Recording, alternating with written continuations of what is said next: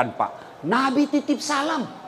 Nabi, saya saja ini baru-baru diundang ke Istana Negara, di WhatsApp sama Menteri Agama, Saudara Ustadz Das'ad Latif. Saya atas nama pemerintah meminta untuk mengisi ceramah Isra Mi'raj di Istana Negara. Itu WhatsAppnya Menteri, langsung ku print. Dede, langsung ku kasih lihat semua pegawaiku di kantor. Menteri Agama bos. Pulang kampung aku pacinikan semua sepupuku. Ita ko cule sapokmu. Coba istana. Masya.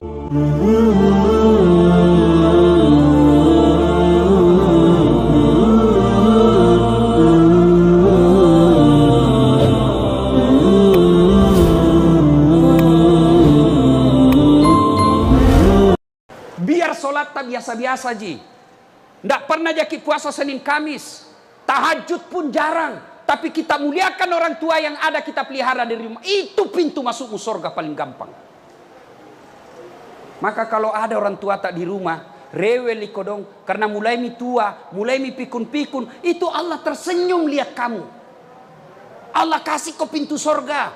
Tidak semua anak dikasih umur panjang orang tuanya diurus. Nggak usah kau bolak-balik pergi umroh kalau kau kurang ngajar sama ibumu.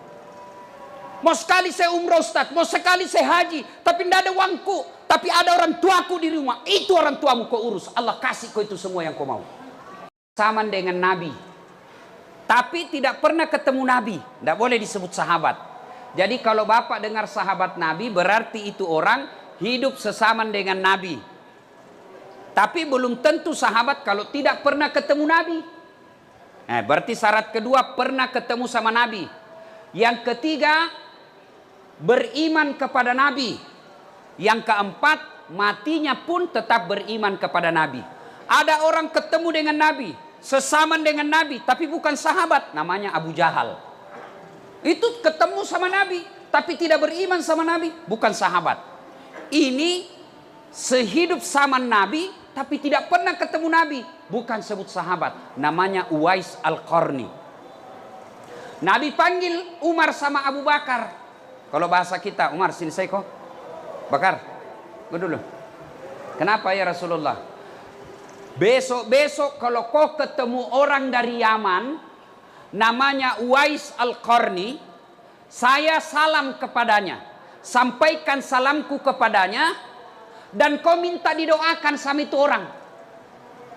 Bah, heran ini Umar, heran ini Abu Bakar. Siapa ini? Apa keistimewaannya? Akhirnya tunggu. Wafat Nabi, tidak ada orang dari Yaman nama Uwais. Diganti oleh Abu Bakar Siddiq. Tunggu. Tidak ada juga orang dari Yaman nama Uwais.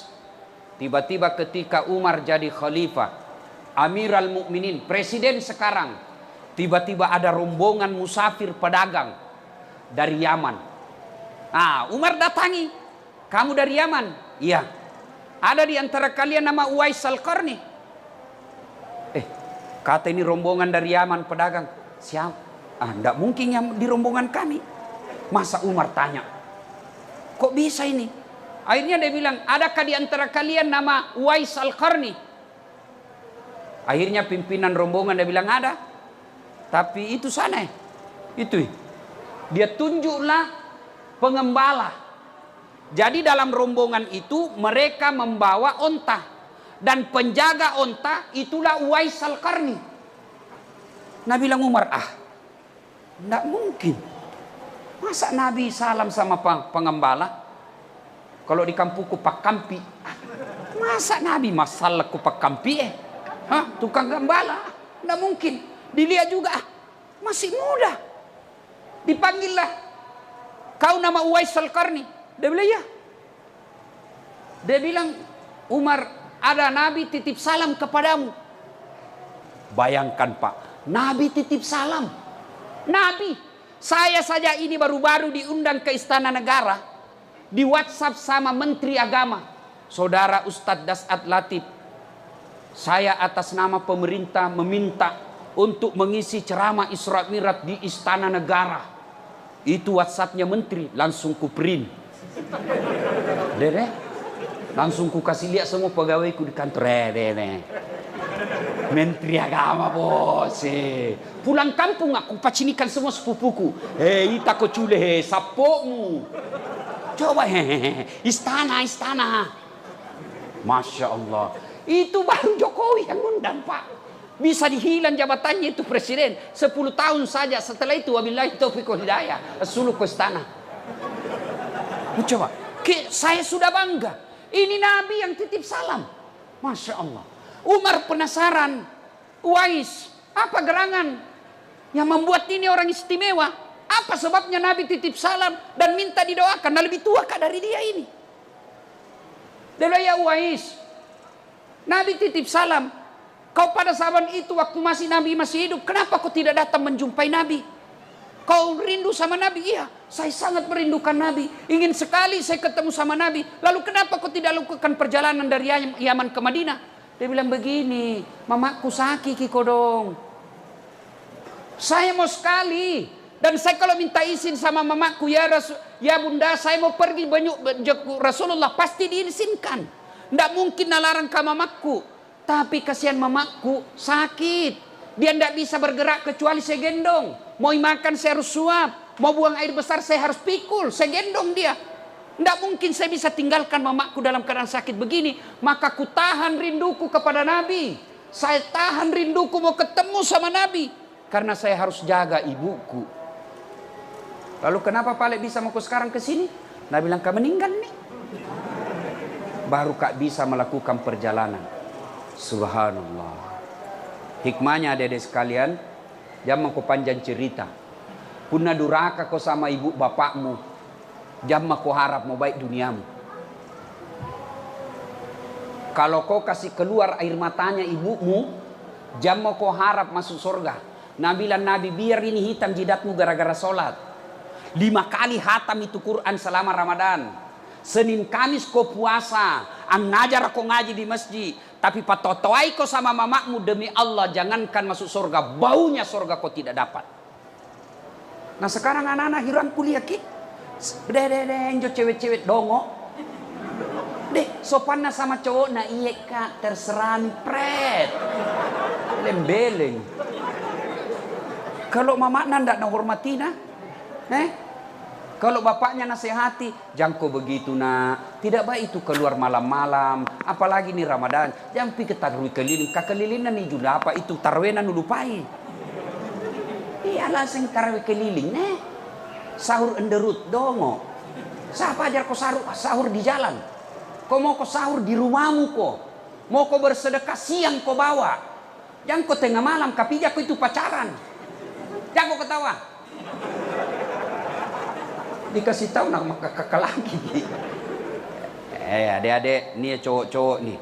Jangan sampai kau lebih hormat sama cewekmu daripada mamakmu. Kalian ini yang pegawai kah? Sopan sekali kau kepala kantormu, kepala cabangmu, kepala wilayahmu. Hormat sekali kau sama camatmu. Hormat sekali kau sama kapolsekmu. Hormat kau sama wali kotamu. Padahal bukan dia kasih sekolah kau. Siapa kasih sekolah kau? Ibu bapakmu. Demi Allah kau tidak akan selamat kalau kau kurang ngajar sama orang tuamu. Kecil buat Allah kasih kau rumah. Kecil buat Allah kasih kau mobil sesuai impianmu. Kecil. Allah cuma minta baik kau sama orang tuamu. Saya kasih kau apa yang kau mau. Apa susahnya Allah kasih lunas hutangmu? Apa susahnya Allah kasih kau rumah?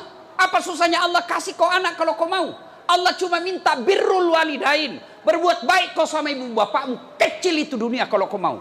Saya kasih kau. Tapi kadang kita lebih hormat sama manusia. Lebih sopan sama manusia. Daripada ibu bapak. Terutama juga ini ibu-ibu nih. Gara-gara dia durhaka suaminya sama mamanya. Ada begitu di sini. Takut sama istrinya. Berhenti kau jadi laki-laki silakan. Apa lama kau sama istrimu? Nah bilang jalloki ustaz. Kenapa kalau jalloki? Kan biasanya itu suami. Mau masuk Ramadan. Nah bilang ini kan tidak bisa pulang kampung. Lebih ini duit ada 2 juta. Kirimi mi kodong bapak di kampung. Langsung dia bilang apa? Bapaknu terus. Kalau ada istri tak begitu pak. Saya ajar ya. Serius kak ini. Jangki cerai jandai kodong. Ini apai? Tambahin jari 2. Bilang kurang ngajar kau sama bapakku, ku tambah kau. Kau kira saya takut saya tambahi kau? 3 lagi saya mau. Saya tahu begitu. Nah bilang nak kasih pecah piring Ustaz, kasih pecah semua. Piring boleh dibeli. Nak kasih pecah semua televisi biar supaya berhenti nonton sinetron. Nak kasih pecah semua. Kenapa? Piring televisi boleh dibeli lagi. Harga diri sebagai suami tidak boleh diinjak-injak istri. Takbir. Kayak ngasih jumlah. Bu, dengarkan dulu bu. Ayo bu. Pernah kirasakan hamil? Enak enggak? Enak? Enggak ada susahnya. Duduk saja setengah mati toh. Kudu. Sulut nih. Jangan kau ketawa anak muda urusan orang tua ini. Ibu, pernah rasakan melahirkan? Pernah? Enak enggak? Mana ada ibu-ibu melahirkan senyum? Enggak mentah-mentah dia kayak suluk nak. Pernah ibu rasakan bagaimana susahnya menyusui? Ibu, apalagi ketika tumbuh gigina.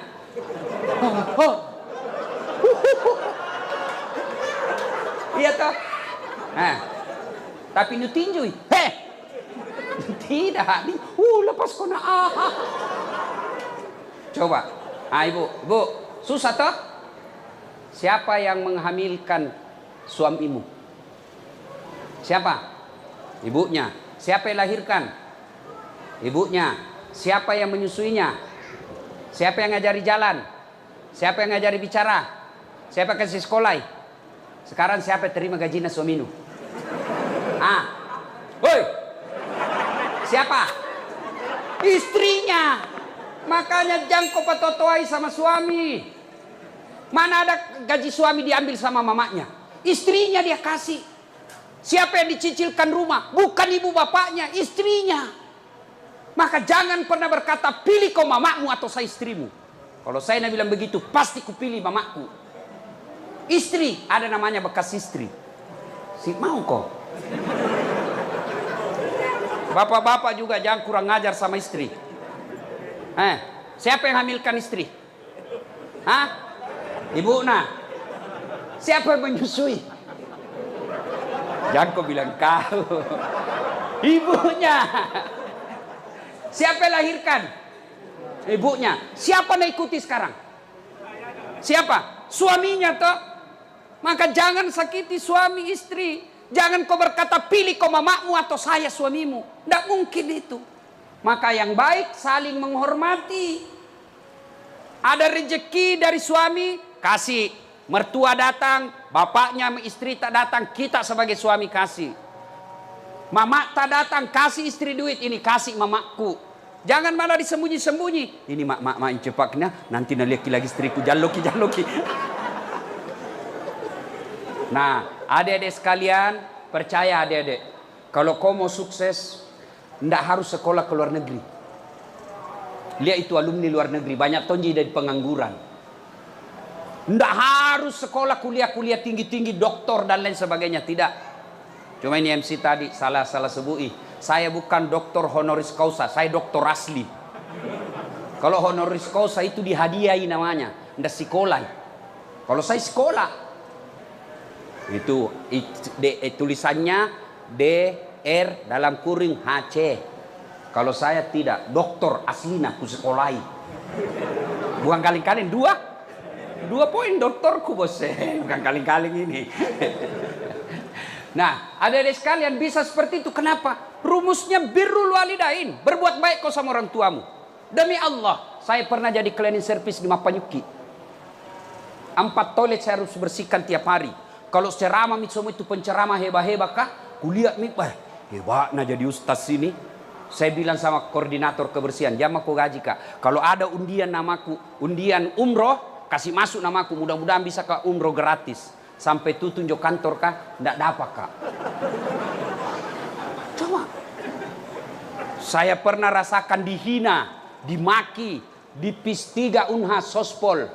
lantai 2, ruangan 207 tempatku kuliah. Keluar ke kuliah nak tunjuki ke seniorku. Dasat, ndak malu kau itu bajumu semua cakar. Tahu dicakar toh? Join di 20 sampai sekarang masih langganan nggak? Dasat, ada buka baru. Saya pernah rasakan itu, dihina seperti itu. Jalan kaki bos, dari Jalan Harimau, depannya Masjid Baitul Aman. Itu ada lorong 77A, depan Masjid Baitul Aman. Ada di situ masuk lorong. Di situ saya tinggal 11 tahun. Jalan kaki kadang-kala dari Jalan Harimau ke Jalan Cakalang waktu ku SMA. Coko-coko. Jalan masuk, jalan apa itu? Pasar Cidu. Jalan kaki. Waktu saya SMA. Pergi ke rumahnya sepupu. Nah bilang dia apa? Datang itu cari uang PT-PT. Tapi saya tidak pernah sakit hati. Saya cuma bilang, tidak mungkin begini terus hidupku kalau baik sama orang tuaku, baik solatku. 2 saja saya pegang. Tidak pernah saya lepas solat saya, tidak pernah saya hina dan sakiti orang tua saya. Alhamdulillah sekarang bos. Jo yang pernah hina kak, nah bilang ke baju cakar, tahun ke-9 ini tahun saya kasih sakat. Itu dulu saya kerja cleaning service supaya bisa dapat undian umroh. Sekarang saya punya travel sendiri. Kapan saja saya bisa umroh dan haji. Dengan izin Allah. Kalau saya dulu jalan kaki, alhamdulillah ada Tommy mobilku. Tidak banyak yang punya seperti itu di Makassar. Apa? Dengan izin Allah. Kau anak muda bicara kau soal popularitas. Nukala followerku. Apa? Nukalai. Enak bos. Apa? Bicara soal pekerjaan. Ada kerjaku. Saya dosen. Tidak perlu saya pergi cari muka sama manusia. Tidak perlu saya menjilat-jilat sama pejabat. Iya puang. Mana caranya? Muliakan orang tuamu. Birrul walidain. Berbuat baik kau sama orang tuamu. Kecil punya mobil sekali. Kecil lunas rumahmu. Kecil semua buat Allah. Jangankan yang masuk akal. Tidak masuk akal saja bisa Allah kasih kau kalau kau mau sama Allah. Cuma kan kadang-kala kita muliakan orang lain, ibu bapak, tapi tidak kita hormati. Gimana ceritanya? Dia lahirkan kita, dia sekolahkan kita, dia jualkan ki rumah untuk dia. Nah kasih nikah ki, ambilkan ki kodong kredit supaya bisa ki menikah. Lalu kau tidak hormati ibu bapakmu, pantas kau tidak bisa hidup bahagia. Rumahmu mewah, mobilmu megah, tapi tidak kau temukan kebahagiaan dalam hati ketika kau durhaka sama orang tuamu. Maka adik-adikku sekalian, yang masih hidup orang tuanya, jangan kau cerita jauh-jauh. Biar kau sama orang tuamu. Orang tua aku pebotor Ustaz. Orang tua aku pasalingku. Orang tua aku pangedar. Tidak ada urusan. Urusanmu muliakan orang tuamu. Belajar dari kisahnya Ibrahim alaihissalam. Bapaknya namanya Azar. Sembah berhala. Ibrahim mau ribut sama bapaknya. Allah bilang, sadar kau Ibrahim. Jangan kau ribut sama bapakmu. Tapi dia hanya berhala ya Allah. Dia bikin patung. Allah katakan bukan urusanmu. Kau yang mengalah. Kau yang keluar dari desamu. Maka bapak-bapak, itu kalau anak-anak, ini kita yang sudah tua-tua. Kalau ada orang tua tak tinggal sama kita, itu pintu sorga paling gampang masuk.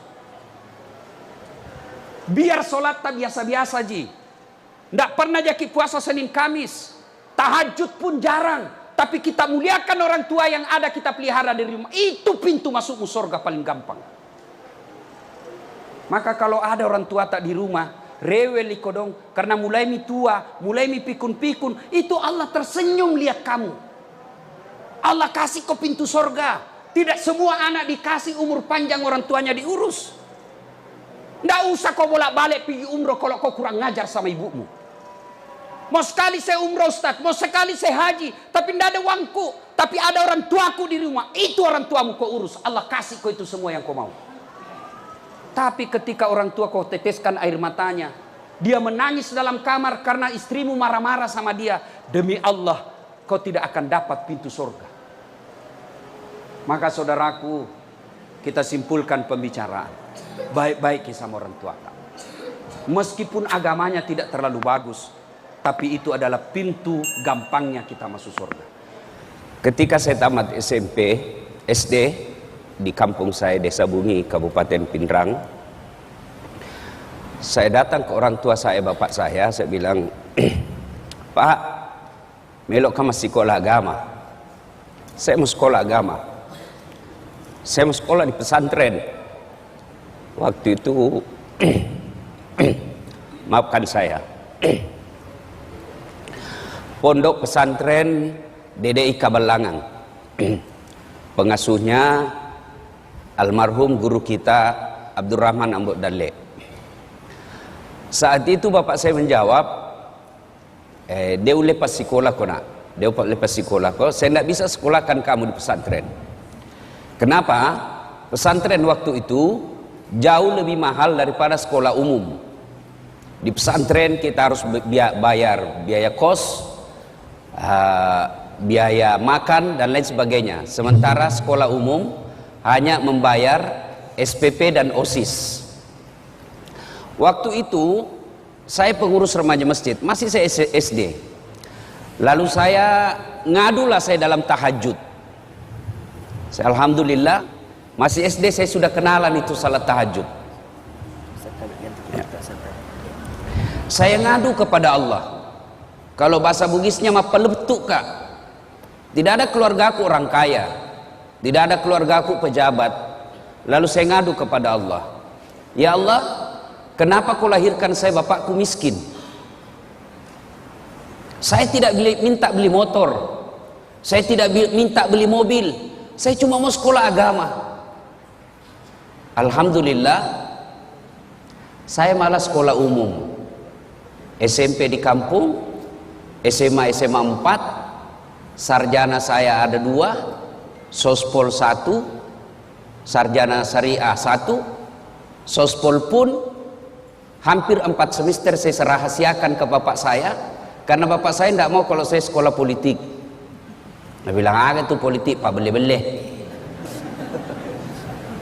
Saya selesai S2, S3 dan seterusnya.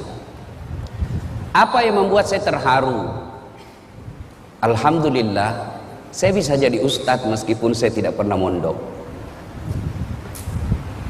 Saya malu bicara di tempat ini.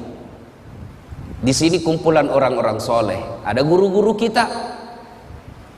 Saya kalau ketemu teman-teman guru-guru di Wahda Islamiyah, saya selalu berkata Tuan Guru, Andrung Guru. Kenapa? Disitulah pusat orang punya ilmu. Saya ini hanya pandai menyebarkan ilmu. Sumber ilmu saya dari teman-teman saya di Wahda. Lalu menjadi pertanyaan, kenapa orang panggil saya dakwah? Nah saya ini kasihan, bukan keilmuan dalam bidang dakwah. Ternyata salah satu sebabnya ketika orang saya tanya, bagus cara tak menyampaikan Ustaz. Tidak ada orang sakit perasaannya. Paling banyak sakit perasaannya ibu-ibu. Tapi heran, tetap kita suka itu ibu-ibu Ustaz. Nah, inilah kemudian saya bersyukur pernah sekolah dan sampai sekarang masih mengajarkan ilmu komunikasi. Saya tidak mungkin berlebih ketika saya katakan ilmu pertama yang diajarkan Allah kepada manusia Adam alaihissalam adalah ilmu komunikasi. Kapan Ustadz? Ketika Allah mengajarkan nama-nama makhluk dan tumbuhan kepada Adam. Nama adalah simbol, simbol adalah kajian utama ilmu komunikasi. Ibu bapak saudara-saudara sekalian yang saya hormati. Nah, melanjutkan itu tadi intermezzo saja. Alhamdulillah emosi saya sudah mulai terkontrol. Saya gampang tersentuh ketika kumpul dengan teman-teman ustadz, karena saya bilang dalam hatiku mereka mendalami ilmu agama sampai ke luar negeri, tinggalkan keluarga, kadangkala keluarkan ongkos baru bisa mendapat ilmu yang sangat dalam. Saya alhamdulillah santai-santai ji bisa dapat ilmu. Kenapa? Karena saya memang minta dari Allah Subhanahu wa taala. Cuma saya harus tahu diri bahwa ilmuku rendah sekali. Ustadz Fahrul Rosi hari ini nak kira kak barangkali basang. Bateku nak golai. Masya Allah.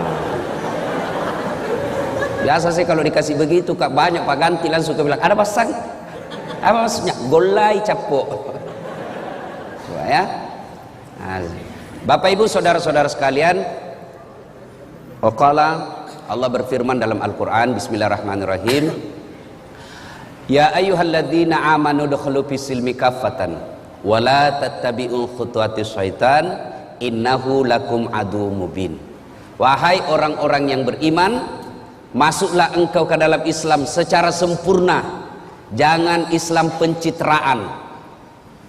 Sekarang ini kalau musim pilkada, itu politisi penampilannya kala-kala ustad. Rapat songkoknya, pakai serban, pakai gamis, nah bungkus dirinya serban putih, baru pegang tasbih besar, foto pasang baleho 4x6, kala-kala penampilan Ustadz Dasad. Begitu disuruh imam sholat maghrib, nah bilang, Ustadz, paruh suaraku. Jangan Islam seperti itu, pencitraan. Dan masuklah ke dalam Islam secara benar, dan janganlah engkau ikuti langkah-langkah setan, karena sesungguhnya setan itu musuh yang nyata bagi kalian. Nah, kira-kira kalau pengajian begini, Bu, ada enggak setan di tengah-tengah kita? Kira-kira ada setan, Ibu? Ada. Bukan popo, bukan parakang, bukan uka-uka, tapi apa setan yang ada di tengah-tengah kita? Bentuknya handphone. Apa? Orang sudah ceramah masih menggesek. Katanya mau dengar pengajian, mak download ji. Simpan dulu HP tak? Serius kayak ini, serius, simpan dulu. Simpan dulu. Bagaimana kita mau dengar ceramah kalau kita fokus di HP? Ada juga pura-pura foto itu. Padahal dalam hatinya dia HP baru. Ada yang lebih parah, udah foto kak dulu, baru nak share di grup Tablik Akbar bersama Ustadz Dasad. Tapi itu ji bajunya nak pakai waktu di TV One. Itu ada juga begitu. Nah, ibu bapak saudara-saudara sekalian, pada Tablik Akbar kali ini tema yang saya ingin sampaikan fokus pada cinta. Adik-adik, ini yang banyak kecuping-kecuping. Ini adik-adik percayalah, semua penyakit kita ingin cepat sembuh. Mau penyakit kusta, sakit kepala, sakit gigi, sakit utang, semua kita ingin cepat sembuh. Satu-satunya penyakit yang kita tidak mau sembuh adalah penyakit jatuh cinta. Inilah penyakit jatuh cinta, nggak mau kalau sembuh, maunya kita jatuh cinta selamanya. Nah, bicara tentang cinta saya tidak mau ceramah, saya hanya ingin menyampaikan kisah-kisah bagaimana cinta, dakwah dengan cinta. Satu, adik-adik pernah, saudara-saudara, bapak ibu pernah dengar kisah Rasulullah Sallallahu Alaihi Wasallam di Taif. Rasulullah mendapat tekanan di Mekah, mendapat hinaan, mendapat cemoohan, teror secara fisik, teror secara mental. Fisiknya dilempari, mentalnya diludahi, rumahnya dipasangi duri. Lalu siapa yang lakukan itu? Bukan orang lain. Siapa? Keluarganya sendiri. Siapa? Abu Lahab. Tahu itu Abu Lahab deh? Tahu ke Abu Lahab? Tahu? Sepuh satu kali saudarana bapakna Nabi. Bahasa Perancisnya Amurena Nabita. Perancis itu Pare-Pare dan sekitarnya.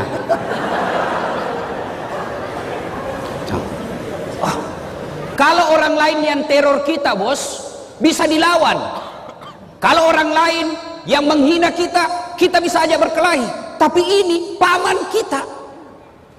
Kita berharap ketika kita yatim piatu, kita berharap ketika tidak ada lagi orang yang mampu menolong kita, ada paman, ada saudaranya bapak kita yang tokoh masyarakat di kampung itu. Tentu harapan kita, mudah-mudahan kodong ini pamanku bisa tolong kak. Tapi apa yang terjadi? Justru pamannya Nabi dan istrinya yang teror Nabi. Bayangkan, teror fisik, teror mental. Tapi Nabi tidak pernah lebay. Tidak pernah kita dengar Nabi cuti jadi rasul. Karena tekanan-tekanan akhirnya cuti 1 bulan. Tidak pernah. Lalu dalam desakan dan hinaan seperti itu, Rasulullah Sallallahu Alaihi Wasallam ke Taif. Saya waktu terakhir ke umrah, saya sempat ke Taif. Itu Taif, kita naik tebing-tebing gunung. Kemudian sampailah kita di Taif. Nabi sampai di Taif, waktu itu jalan kaki. Saya naik mobil masih hampir 2 jam. Itu pun ada teman saya mabuk. Kenapa? Ular tangga. Naik lagi. Anak-anak zaman now tidak tahu ular tangga. Kita dulu waktu tak kecil ular tangga, ular tangga. Kalau dapat tangga naik lagi. Begitu dapat ular, turun mungkin sini. Coba, masya Allah. Sampai di Taif, apa Nabi lalu sampaikan? Nabi lalu sampaikan keinginannya. Saudara-saudara sekalian, minta pertolongan. Ya, saya ajak kalian ikut beriman kepada Allah. Jangan sembah kecuali Allah. La ilaha illallah Muhammad Rasulullah. Bagaimana reaksi orang Taif? Masya Allah. Orang-orang tua di Taif nak kumpulkan itu anak-anak. Anak-anak bocah, ABG. Dia bilang, "Piku lempar itu, lempari." Bayangkan Pak, kalau orang dewasa lempar ki, masih kita merasa terhormat. Kenapa? Seusia ki bos. Tapi anak-anak yang ngusir kita, itu tekanannya, tekanan psikologisnya sangat tinggi. Lalu pada saat Nabi dilempari, datang malaikat Jibril menawarkan bantuan. Dia bilang, Jibril, kalau bahasa kita, Mas bro, Muhammad, tak lewat-lewat itu. Saya diperintah Allah, berdoa kau saja, Allah angkat, saya diperintah Allah, saya lempar ini satu kampung, saya hancurkan mereka. Kira-kira kita dek, ada ini borong ki, nabuli ki satu kelas, tiba-tiba datang ke polsek, bagaimana? Apa jawaban tak kira-kira? Kalau saya satu kampung lempari kak, tiba-tiba datang Densus, bagaimana Ustaz? Tangkap, tembak semua. Tapi apa jawaban Nabi? Jibril, kalau betul Allah ingin mendengar doaku kali ini, saya hanya ingin berdoa, ya Allah, berikan hidayah kepada seluruh masyarakat Taif. Jangan hancurkan mereka. Mereka lakukan itu karena dia tidak tahu saya. Mereka lakukan itu karena mereka tidak paham apa yang ingin saya bawakan kepada mereka. Saya hanya minta, ya Allah, berikan hidayah kepada mereka. Masya Allah. Coba membeda. Inilah yang disebut dakwah dengan cinta. Kisah kedua, bicara soal cinta. Ibu bapak, saudara-saudara sekalian, cinta, dakwah dengan cinta, dan cinta tidak akan muncul tanpa ada kesabaran. Coba, kita kira gampang jadi ustadz. Wah, banyak itu cobaannya bos. Bayangkan kalau kita diundang sampai ki di sana, kita berharap nak kasih makan ki dulu, baru ki tiba dari Balikpapan. Apa kek sedikit mo? Tuh, jantung baki langsung buka ini Ustaz.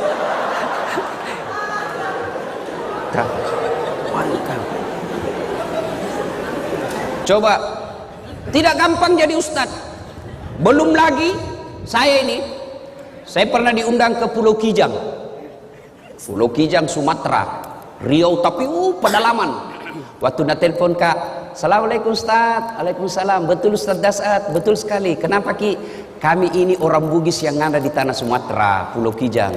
Oh, ringkas kisah, merenung ki kasih Ustaz lomba ceramah ke Kampota. Bugis. Oh, jago ini orang Bugis ini.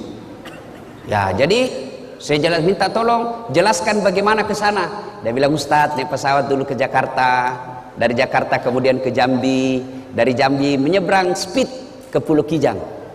Saya bilang, berapa lama naik speed? Tidak sampai 2 jam Ustaz. Pulau sama aja di Kalimantan ini. Oke lah.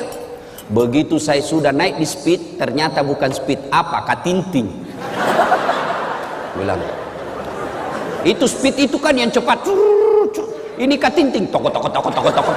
Hatiku bilang, mulai mak jengkel di situ, mulai mak jengkel. Sudah. Tanam-tanam mak, astagfirullah. Saya lihat jamku, 1 jam lebih, astagfirullah. Begitu 2 jam, belum sampai. Dalam hatiku nak bilang ini, tidak sampai 2 jam, 2 jam ini. Sampai 5 jam, belum sampai. Langsung aku bilang, Daeng, kita bilang tidak sampai 2 jam. Nah 5 jam makin ini belum sampai. Nah bilang, tak gampang kak kasih Ustaz. Maafkan saya Ustaz. Kenapa? Ini sebenarnya hampir 9 jam. Wah, la ilaha illallah. Saya bilang, kenapa tidak terus terang? Supaya saya sediakan fisik dan mental. Apa dia bilang? Kalau saya jujur Ustadz, pasti Ustadz tidak mau datang. Itu kuncinya adalah kesabaran. Itu baru perjalanan, bos. Coba bayangkan. Itu kisah-kisah perjalanan dakwah. Apalagi? Belum lagi yang nakasih kotak kosong, kwitansi kosong. Selesaiin terutama di kantor-kantor. Selesai mungkin ceramah tabis tas kwitansi. Berapa? Kasih kosong misalnya Ustaz. Aku bilang jangan ambil semua. Bayangkan kalau saya tanda tangan kwitansi kosong. Nah kasih ke 1 juta baru nak tambahin 01. Di belakangnya 10 juta nambil. Baru nak kasih ke 1 juta 9 juta nambil. Maka saya bilang jangan bos, ambil semua. Kalau saya tanda tangan saya ikut berpartisipasi dalam kebohongan. Itu tantangan dakwah. Lalu apa yang membuat saya kemudian tenang? Saya bilang berapa tong ini, siapa ini? Dasat Latif, masih banyak dosanya, masih cinta dunia, masih mau poligami. Kenapa kita ketawa ibu? Daripada saya bilang tidak baru dalam hatiku iya. Munafik namanya, mau tapi tidak berani. Itu jadi masalah, berani apa enggak? Itu jadi masalah bos. Bale-bale bapak kalau tidak mau poligami sini. Kita masih cinta dunia, masih banyak dosa, masih ngejar-ngejar, ya sudahlah. Berapa tong? Kena kita ujian-ujian dakwah, resepnya sabar. Rasulullah sallallahu alaihi wasallam. Masya Allah. Dulu waktu saya kecil ada buku yang selalu saya baca, kisah berhikmah. Kita ambil hikmah dari kisah itu. Inilah cinta harus dengan kesabaran. Tidak mungkin ada cinta kalau tidak sabar. Termasuk ibu-ibu. Kalau tidak sabar menghadapi suami kita, jatuh itu cinta. Nah, mau kita bicara tentang cinta yang hebat, Masya Allah. Ada seorang wanita, kembali lagi. Ini saya baca kisahnya, ternyata didaifkan hadisnya. Siapa dia? Ayub alaihissalam. Ayub alaihissalam. Itu Ayub alaihissalam, adik-adik sekalian, luar biasa, alim, taat beribadah. Allah kelimpahkan beberapa rezeki kepada Ayub alaihissalam. Tapi hebatnya Ayub alaihissalam, kaya dermawan, kaya sogi malabo. Yang banyak di Indonesia kaya pelit, kaya seke, kikirigalla paku jambatang, pelit, bakil. Tahu orang di kampungku bilang kikirigallang paku jambatang. Apa artinya kikirigallang? Kikirim itu galang, tidak mau namakan. Paku jambatan basi nupaku, tidak mau mempan. Itu orang pelit. Duduk maki sama-sama berharap karena dia kaya na traktir tidak tong, langsung saja tabes tas pulang dulu. Dalam hatiku ndak tong na bayar kanga ini. Coba itu orang kikir. Ini Ayub alaihissalam kaya dermawan. Lalu seluruh malaikat memujinya. Luar biasa Ayub alaihissalam. Malaikat ikut memujinya.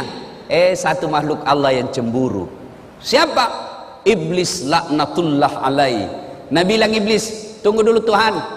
Dia begitu Ayub, baik agamanya, taat beribadah, dermawan, karena dia kaya. Coba kalau dia miskin. Tidak begitu. Allah berfirman, saya lebih tahu dari kau iblis. Dia bilang tidak memang toh. Iblis dia bilang kalau begitu Tuhan, kasih saya kesempatan menggoda ini Ayub. Allah kemudian silakan, siap. Akhirnya apa? Ayub alaihissalam terbakar seluruh hartanya, kebun-kebunnya musnah, binatang-binatang ternaknya mati karena penyakit. Begitu miskin, datang iblis. Ayub masih bersikir, dibisik, Ayub, sudah mau apalagi kau puji-puji Tuhanmu? Bayangkan ambil hartamu, jangan kau puji-puji Tuhanmu, apalagi Tuhan apa itu Tuhanmu? Apa kata Ayub alaihissalam? Bos, jangan banyak bicara di situ nah. Bukan begitu di hadis, bukan. Ini bahasa Ustaz. Supaya enak didengar bos. Tuh, bayangkan kalau lapar kita baru serius sekali, tambah lapar orang. Tuh. Makan dulu Pak. Akhirnya apa? Apa kata Ayub? Dengar baik-baik adek, dengar baik-baik ibu. Alhamdulillah, sempat kaya, sempat punya kebun, sempat punya binatang ternak. Banyaknya orang kodong sampai sekarang tidak ada kebunnya, tidak ada ternaknya. Ini harta titipan Allah. Inna lillahi wa inna ilaihi rajiun. Allah yang kasih saya di dunia, Allah ingin ambil, silakan. Yang penting lebat Tommy. Nabi bilang orang Bugis, taruh meti ke pura muir rede. Oh, Nabi bilang kalau bahasa kita, dia bilang kira-kira kalau bahasa kita ya, apai. Dia bilang itu iblis, apai. Masih mau kok? Hebat gitu. Nabi bilang tidak. Itu Ayub begitu karena dia anaknya. Coba kalau tidak ada anaknya.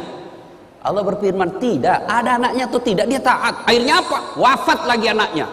Datang lagi iblis. Bos, sudah itu kau sembah Tuhanmu. Bayangkan, dari ada hartamu nambil mi, sekarang anakmu lagi nambil, sudah mi. Apa kata Ayub alaihissalam? Jangan kau banyak bicara di situ deh, bosan kuliah kok. Coba, alhamdulillah sempat kau punya anak. Banyaknya itu orang kodong bertahun-tahun sampai tua tidak punya anak. Alhamdulillah ada anakku. Setan tak kancing, tapi dia jujur lagi sama Allah. Tidak memang Tuhan. Coba kalau dia sakit, tidak mungkin dia begitu. Allah dia bilang saya lebih tahu sehat atau sakit. Dia tetap sabar beribadah kepadamu. Akhirnya apa? Dicoba lagi Ayub alaihissalam dengan apa? Penyakitnya tidak tanggung-tanggung. Ayub alaihissalam datang lagi di iblis. Bayangkan Tuhanmu nambil hartamu, nambil anakmu. Sekarang kau lagi nak kasih sakit. Sudah mi. Apa kata Ayub alaihissalam? Bosan-bosan kuliah kok, tidak berhentimu datang sama saya. Tidak ada apa-apanya ini. Masya Allah, puluhan tahun saya sehat. Masa gara-gara penyakitku yang baru sesaat ini saya lalu melupakan nikmat Allah? Tidaklah. Inna lillahi wa inna ilaihi rajiun. Lalu itu datang lagi istrinya. Dia bilang apa sama istrinya? Istrinya bilang apa? Bang, berdoa maki sama Tuhan, minta ki supaya berhenti penyakit tak. Apa kata Ayub alaihissalam? Masih kak, saya malu minta kepada Allah. Puluhan tahun saya sehat, baru beberapa saat saya sakit, saya malu kepada Allah. Lalu iblis tidak putus asa, dia datangi lagi Ayub alaihissalam. Gagal dia goda Ayub, maka dia datangi istrinya. Istrinya dihasut. Maka ibu-ibu hati-hati. Biasanya setan mati akal hadapi suami, tapi dia masuk sama istrinya. Suaminya mau pergi sedekah, mau bantu sahabat pemburu hidayah, dia mau kasih uang sumbangan 500.000, sudah ada di dalam dengan amplop. Tiba-tiba dilihat istrinya, Pak, kenapa ada ini uang 500.000? Mau di apa? Ada itu anak muda kodong mencari hidayah, mau saya kasih di sumbangan beli Quran. Dia bilang, talekan ini sok kaya. Apa orang lagi itu ada anak gue beli kayak pulsa. Akhirnya gagal bersedekah. Kenapa? Godaan setan dunia dalam bentuk istri lebih besar daripada godaan yang tidak kelihatan. Itu Nabi bilang orang di kampungku setan mak bulu-bulu. Susah diusir. Kalau setan yang tidak kelihatan baca basmalah lari. Kalau istri tak dibacakan Yasin, dia bilang, kok kira kak mati? Coba. Sampai-sampai ada bapak-bapak ditanya sama istrinya, ada warna kau suruh simpan di bawah tempat tidur. Didapat sama istrinya. Nah bila istrinya, Pak, uang apa ini? 1,5 juta. Uang sial. Maksudnya apa? Baten aku sembunyi udah apa Ji? Ada ibu-ibu begitu sini. Bapak saudara-saudara sekalian, Ayub alaihissalam, kemudian setan ternyata berhasil menggoda istrinya. Apa? Istrinya berkata, Bang, tak dampangak kak kasih, maafkan saya. Apa boleh buat? Saya tinggalkan ki. Dia bilang Ayub alaihissalam, ya sudah limpah. Kalau engkau tinggalkan kak silakan. Tapi pulang kau nanti suatu saat saya pukul kau 100 kali, saya cambuk. Insya Allah. Tidak sampai di situ godaan setan. Apalagi penduduk satu kampung dihasut. Dia datangi penduduk tokoh-tokoh masyarakat. Dia bilang, usir Ki Ayub. Usir dari kampung. Kenapa? Nah tulari kau nanti itu penyakitnya. Dia akan membawa satu kampung ini penyakit, semua kena penyakit. Usir Ayub. Datang kepala kampungnya. Ayub, maafkan kami cinta kepadamu Ayub, tapi mohon maaf, kami takut ketularan penyakitmu. Akhirnya apa? Ayub alaihissalam diusir dari kampungnya dalam keadaan sakit, dalam keadaan miskin, ditinggalkan oleh istrinya. Ayub alaihissalam pergi ke padang pasir, lalu bikin tenda-tenda. Disitulah kemudian Allah mengabulkan doanya Nabi Ayub alaihissalam. Lalu Allah perintahkan kepada Jibril alaihissalam, hentakkan kakinya Ayub. Dia hentakkan pasir, lalu keluar air, lalu ditutuplah air itu dengan pakaiannya Ayub. Lalu pakaian itu yang penuh air digosokkan ke seluruh tubuhnya, sembuh Ayub alaihissalam. Ini kekuatan kesabaran. Kalau ini dimiliki dalam dakwah, aman. Kita kira itu pergi menceramah semua orang senang. Tidak. Ada juga iblis. Iblisnya dalam bentuk apa? Penguasa yang sombong. Iblisnya dalam bentuk apa? Orang kaya yang takabur. Penguasa dalam bentuk apa? Godaan-godaan dunia. Maka solusinya adalah kesabaran. Dan kesabaran itu akan melahirkan cinta. Tanpa kesabaran tidak mungkin ada rasa cinta. Nah, aplikasinya sekarang, ayo, kalau kita cinta dalam dakwah, jangan menyalahkan dan menakut-nakuti orang.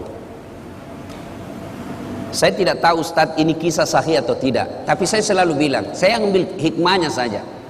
Suatu ketika datanglah pemuda menghadap kepada Nabi Muhammad SAW. Ya Rasulullah, saya ini tukang judi, saya ini tukang mabuk, saya pezina, apa saya boleh masuk Islam? Dia bilang, Nabi, boleh Ji, alhamdulillah. Tapi saya tukang judi, saya pemabuk, saya pezina. Dia bilang, Nabi, tidak apa-apa Ji. Satu, mau kau janji sama saya? Apa ya Rasul? Kau janji sama saya tidak pernah bohong, alias jujur kau. Dalam hatinya deh, gampang aja. Dia sudah bilang, kenapa ini Muhammad? Dia takut saya tidak jujur. Padahal saya sudah jujur, nyata-nyata saya sudah bilang saya pezina, saya sudah jujur nyata-nyata saya perampok, saya sudah jujur nyata-nyata saya tukang judi, saya pemabuk, masih dia kira saya tidak jujur. Baik ya Rasul, saya jujur. Oke, syahadat. Syahadatlah anak muda ini. Setelah itu waktu demi waktu berjalan, timbul kebiasaannya lagi. Dia mau berzina, lihat cewek cantik mau berzina, tiba-tiba dalam hatinya, saya sudah Islam. Nanti kalau saya ketemu Nabi, apa ku bilang dik? Kau sudah Islam? Iya. Kau berzina? Kalau saya bilang berzina, tidak enakku, Islam baru berzina. Kalau saya bilang tidak, berarti bohong kak. Akhirnya apa? Batal berzina. Selang lagi beberapa saat, mau berjudi lagi. Saya sudah Islam. Saya ditanya Nabi masih judi kak? Ya enak. Kalau saya bilang tidak, bagaimana? Berarti saya bohong. Akhirnya apa? Batal lagi judi. Mau mabuk, begitu lagi. Seterusnya dan seterusnya dan seterusnya. Lalu dia datang kepada Nabi. Ya Muhammad, luar biasa. Luar biasa kau ya Muhammad. Betul satu yang ku minta, tapi itu mintinya. Coba kalau Nabi langsung katakan tidak boleh, pezina tidak boleh masuk Islam, maka dia tidak masuk Islam pada saat itu. Tidak. Lalu kita belajar lagi Al-Quran. Coba lihat Al-Quran. Ketika mengharamkan khamar, ballo, vodka, whisky, Jennifer, Donald, topi miring, apalagi itu lempox. Sekarang lempox itu yang bahaya dan murah. Sekarang ada di Makassar, ada tong komunitasnya. Apa? Komunitas pemuda bernapas dalam kaleng. Hancur juga ya anak muda ini. Lempox nah campur lem tikus. Apa nak bilang? Cemen lumen. Masa baru satu botol teler mako itu teman tak tahu aja gona sampai masuk di got. Anak muda sekarang malu dibilang kampungan. Saya dulu waktu sekolah, kalau anak-anak sudah bilang, sudah saat sini kau. Jangan deh, saya jauh-jauh dari kampung mau ke sekolah baik-baik. Nah bilang kampungan deh ini. Aku bilang biar nih bos, daripada kau tidak ada kampungmu. Nah, coba kita lihat pelajari itu ayat tentang khamar. Ketika Allah haramkan khamar, kan tidak langsung. Pada saat itu orang-orang Arab kafir jahiliyah waktu itu Bukan cuma dia minum itu khamar, dia mandi. Dia mandi itu khamar. Begitu hobinya dengan khamar. Turun ayat. Ayat pertama tentang khamar. Apa? Disentuh dulu akalnya. Khamar itu ada manfaatnya, juga ada buruknya. Tapi ketahuilah, keburukannya jauh lebih besar daripada kebaikannya. Ini peringatan bagi orang-orang yang berpikir. Mulai berpikir, oh ya tahu ada baiknya, tapi lebih banyak jahat keburukannya. Akhirnya mulai jalan pikirannya. Lama turun ayat kedua. La taqrabus salata wa antum suqara. Jangan kau dekati khamar ketika kau dalam keadaan mabuk. Artinya apa? Yang tadinya orang Islam sudah masuk Islam, yang tadinya orang kafir masuk Islam, 5 kali sehari semalam sholat, artinya 5 kali tidak boleh mabuk. Maknanya dalam sehari makin jauh dia dari khamar. Lama turun vonis terakhir, keputusan akhir. Innamal khamru rijsun min amali syaitan. Sesungguhnya khamar rijsun, bapak moyangnya dosa. Min amalis syaitan, perbuatan syaitan. Jauhi agar kamu termasuk orang-orang beruntung. Nah ini, jadi kalau ini kita pakai, berarti dakwah itu harus bertahap. Ada orang pulang pengajian, saya tanya, bagaimana? Tidak mau ikut pengajian Ustaz. Apa? Dede itu Ustaz saya sangi neraka na cerita, pemala-mala. Coba. Nah ibu bapak saudara-saudara sekalian, terlalu banyak saya bicara, nanti terlalu banyak salahnya.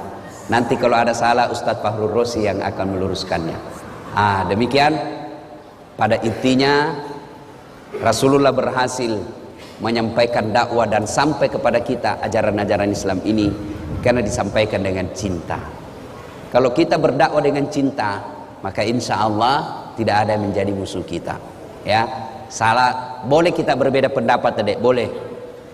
Saya itu sepanjang perjalanan jadi dai, saya tidak senang membahas masalah khilafiyah, ikhtilaf, perbedaan pendapat ulama.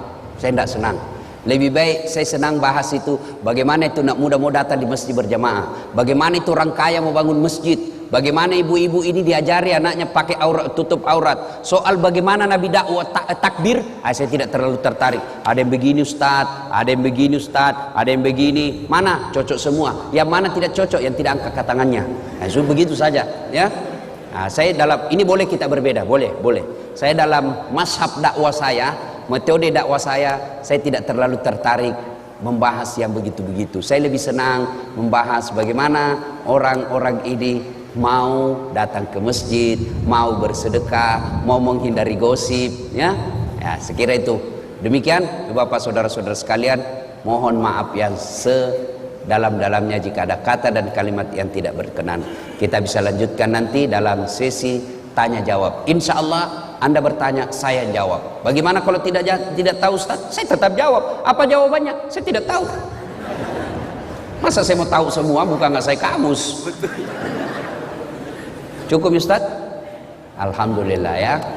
Demikian, mudah-mudahan ada manfaat.